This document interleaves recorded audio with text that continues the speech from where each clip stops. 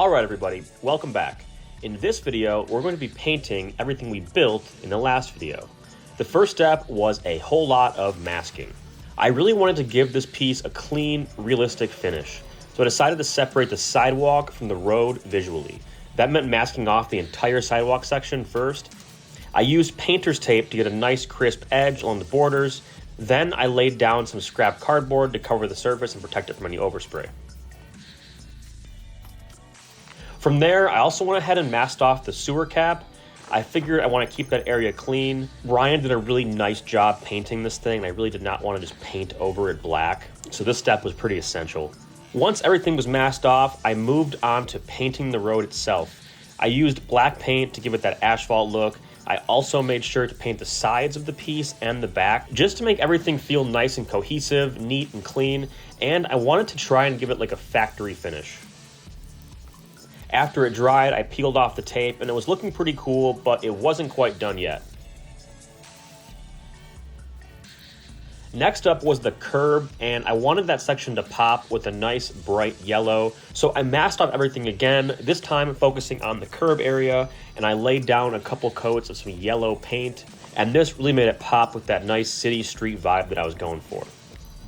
It was starting to look really good now, super realistic. So at this point, I gave everything a good clear coat to lock everything in. I let it sit outside in the sun for a couple of hours, let all that paint kind of bake together.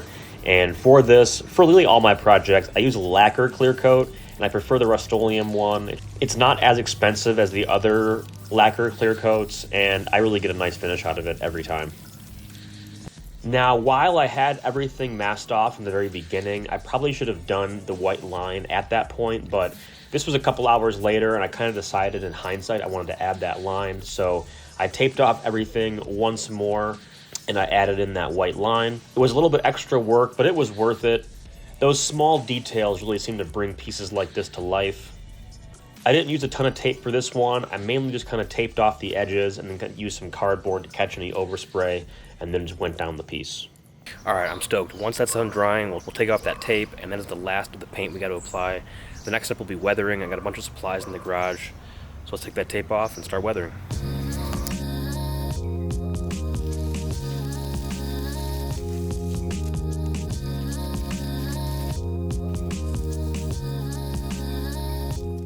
At that point, a lot of the main painting was done, but it did need a little bit of cleanup and some touch-ups, so I taped off the sewer cap one more time, and I began to touch up some edges and anywhere that caught any overspray that I didn't realize before. And all in all, it took some time, but the layering and the masking really helped to build the whole scene, make it feel less like a model, but it's not done yet. Alright, I'm stoked. That's the last of the painting. The painting's pretty much all done. So now let's move on to weathering, and quickly let's go over all the weathering tools that I got here. So I got some acrylic airbrush paint here. It's the only acrylic paint that I had kind of around the house and handy. We're going to use this and some water to create a black wash. And then I'm going to use the brushes that I got here to kind of get that wash into all these expansion joints, all these lines you see here. I'm going to use them also on the sewer cover to kind of darken up all the concrete that kind of fell into that as well. I also got a couple paint markers, which we're going to use on the sewer cap to kind of just darken things up, especially those recessed areas. Just want to darken those in and kind of give it some depth. And then I also got a tech deck and a pencil. And we're going to use those to create a bunch of skate lines and skate marks kind of all over the curb, all over the sidewalk. That we have the right dimensions for the space between the wheels. We'll use that and the wash to kind of get a bunch of lines on here. And then use the pencil primarily on the curbs to kind of get some nice grind marks and all that. We'll use the wash as well to simulate kind of a waxed look on these edges as well. So it should be pretty fun. Let's get started. It looks a little dark, but once it dries, it will probably lighten up a good bit.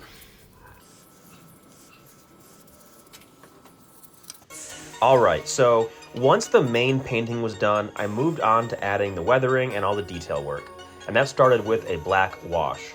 So I mixed up the acrylic airbrush paint and a whole bunch of water and made a black wash. And then I worked that over the whole piece, mostly into the expansion joints that we carved into the last video. And this immediately helped the whole piece just look more worn in and realistic. This reminded me a lot of when I used to build Gunpla because it was kind of like panel lining, but just on a much larger scale. When I got those black lines filled in, it just really gave the sidewalk a more lived-in feel. Felt like it had been there for years. It really adds that subtle grime and age that really sells the effect. So once the wash had settled into all the lines, I went back over everything with a damp rag to wipe off most of the excess. That way it stayed in the deeper spots like the joints and small cracks, but it didn't make the flat surfaces look too dark. I also left a few natural streaks in spots that added some nice variation and a believable worn-in look. And then I did a couple touch-ups just to put some paint back where I might have removed too much in the previous step. And then from there, I wanted to add in some skate details.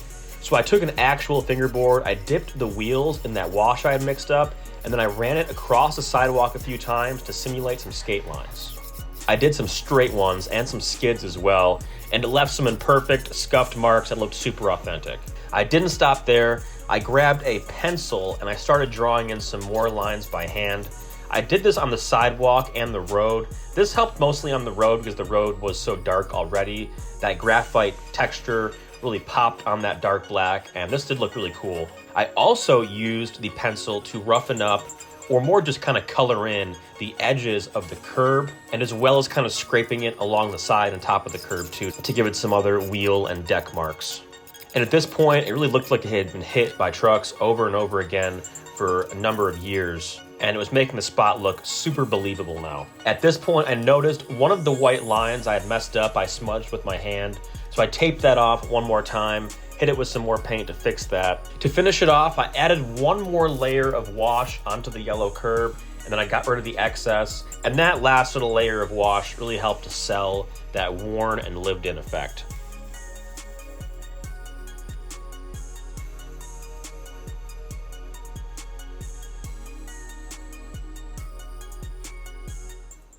Once everything was all done and dried, I sealed the entire piece with clear coat to lock in the paint and give it some durability, as well as some slidiness when it came to grinds. And for this, I recommend using lacquer clear coat. For this purpose, you get a nicer, harder finish. It's way more tacky than enamel. After that, I went back over the expansion joints one more time with a black paint marker just to sharpen them up and make them pop a little bit more. And I gotta say, that really brought the whole thing together, made those expansion joints pop even more. All those layers, the masking, the washes, the skate marks, they all work together to make the piece feel like a little slice of the real world, just in miniature.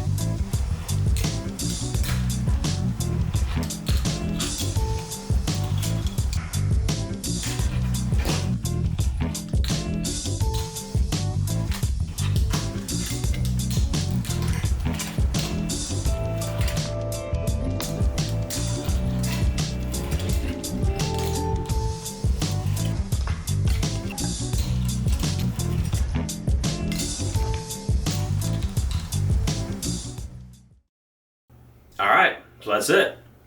We're all done. Honestly, kind of can't believe it.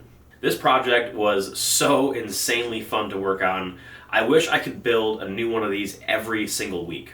Now that I finished this one, my head is just spinning with ideas for future builds and just kind of little tweaks I'd like to try out to ones just like this. I need to do way more of these MDF spots. They're super fun, super customizable, and there's just so many possibilities.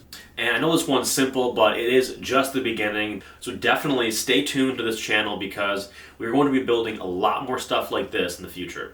And I gotta say, at first I wasn't totally sure about painting it, but in the end I'm really glad that I did. Taking the tape masks off after painting everything was super satisfying, and spray paint can be a little bit expensive, but it was just super worth it in the end. It came out looking amazing. I'm really blown away at just how fun it is, just on its own, just to that simple curb spot. And everyone who has seen it has been blown away by how realistic it looks. If you have any questions about anything I covered in the video, anything that I didn't, please drop them down below in the comments and I'll do my best to get back to you. And if you enjoyed this build, please leave a like, leave a comment, let me know what you enjoyed most about it. The likes and the comments really mean a lot, and they help this channel way more than you know, and I really, really appreciate it. And that brings us to the end of yet another video. So, I'm Anxiety Offline, and I'll see you next time. Stay creative, keep shredding, keep building. Peace.